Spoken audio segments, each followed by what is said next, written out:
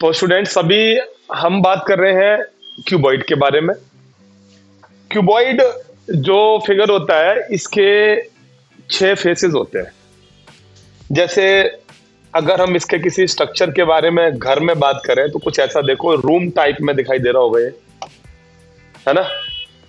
कुछ जैसे घर में हमारे कोई अलमीरा होती है, और टेबल अगर है हमारे पास वार्डरोब टाइप में, और तो इस टाइप के हम हमारे जो स्टडी मटेरियल में जो हमारी बुक होती है वो क्यूबॉइड शेप में होती है। ज्योमेट्री बॉक्स हमारा क्यूबॉइड शेप में होता है। एक तो ये बता दूं, 3D फिगर होता है, इसके अंदर कोई भी सामान आप अंदर रख सकते हो। तो इसके अंदर वॉल्यूम भी होता है। क्या होता है? वॉल्यूम भी होता है। तो इस टाइप से ये कुछ चीजें हैं हमारे पास। तो लेंथ इसकी, इस वाली साइड को लेंथ कहते हैं, जिसे हम एल से दिखाते हैं। इसे हम ब्रेथ यानी कि चौड़ाई कहते हैं, बी से दिखाते हैं।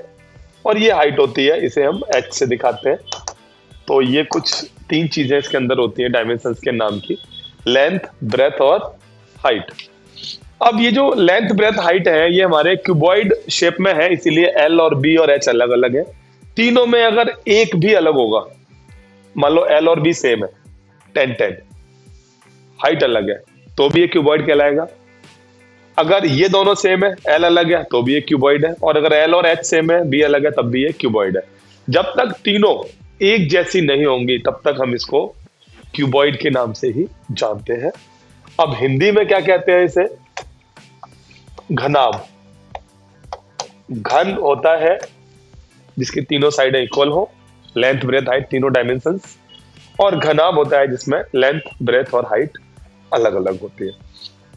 अब इसका वॉल्यूम निकालना, किसी भी फिगर का वॉल्यूम निकालना बहुत इजी होता है, क्योंकि वॉल्यूम जो होता है उस केस में हम इसके जो 6 फेसेस है, देखो, हाँ, जैसे मान लो, नहीं मैं खुद को दिखा रहा हूं।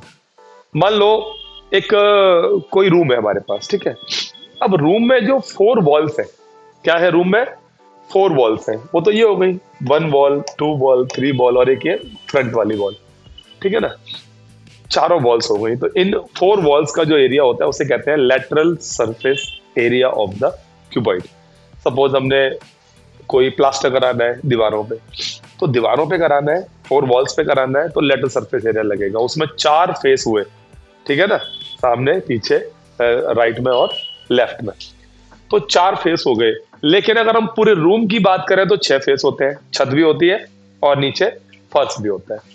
तो क्यूबॉइड वाले केस में हमारे पास 6 फेस होते हैं।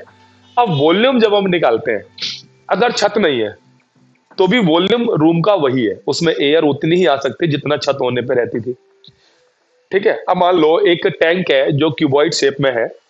अब उसको चाहे ढक्कन लगाओ, ऊपर का कवर करो या मत करो, पानी तो उतना ही आएगा उसके अंदर।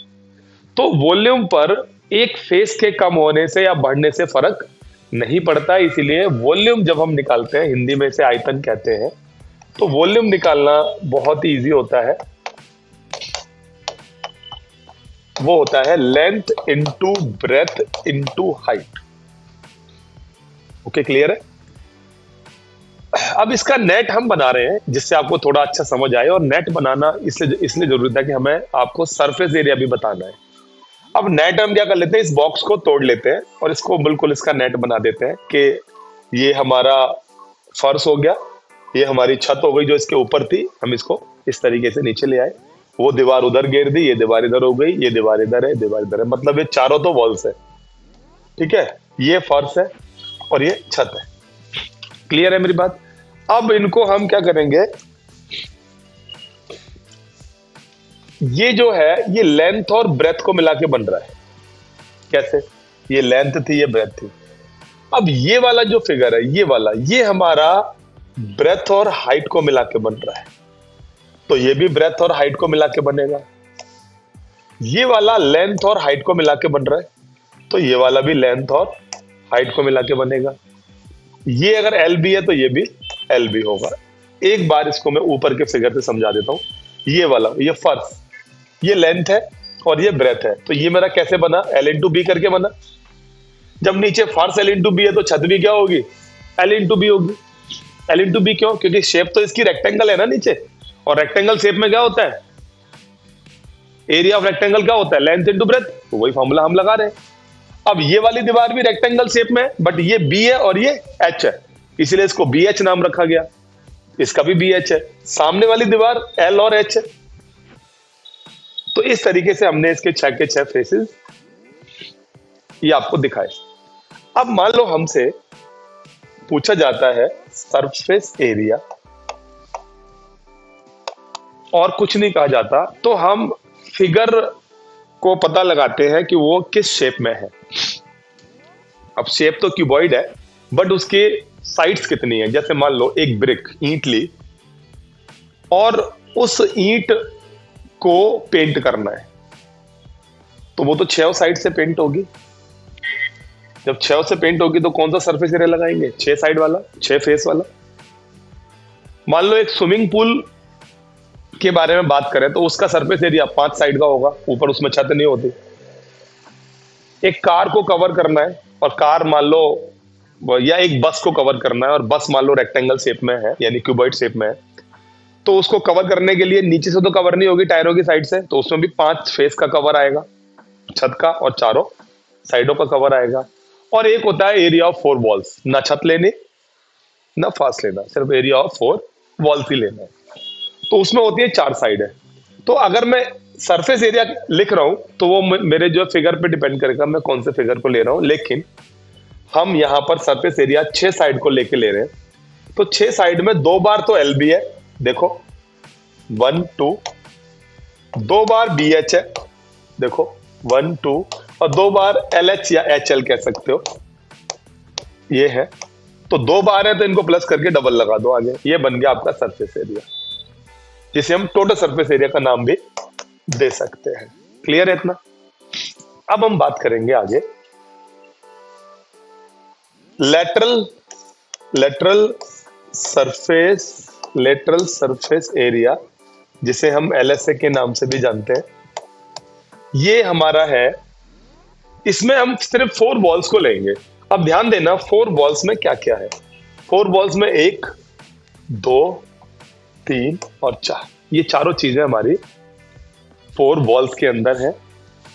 अब जब ये चारों चीजें 4 वॉल्स में है तो देखो इन चारों में एच आ रहा है, तो एच हम कॉमन निकाल देंगे, एच आ गया, ठीक है।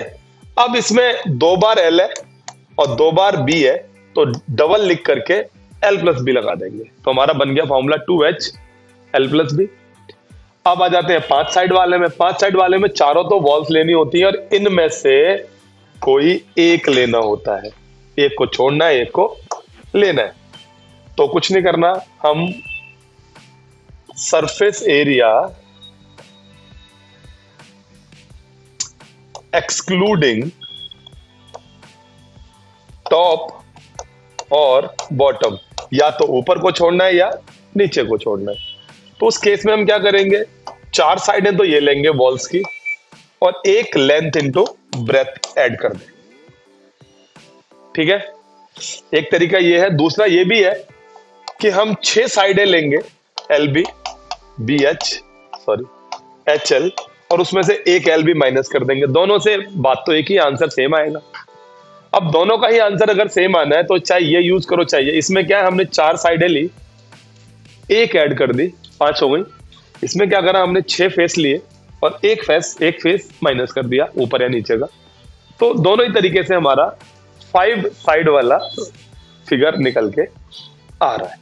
तो ये होता है हमारे क्यूबॉइड का सरफेस एरिया, वॉल्यूम, जो भी आप निकालना चाहते हो। अब मैं इसके साथ साथ में थोड़ा क्यूब के बारे में बता देता हूं।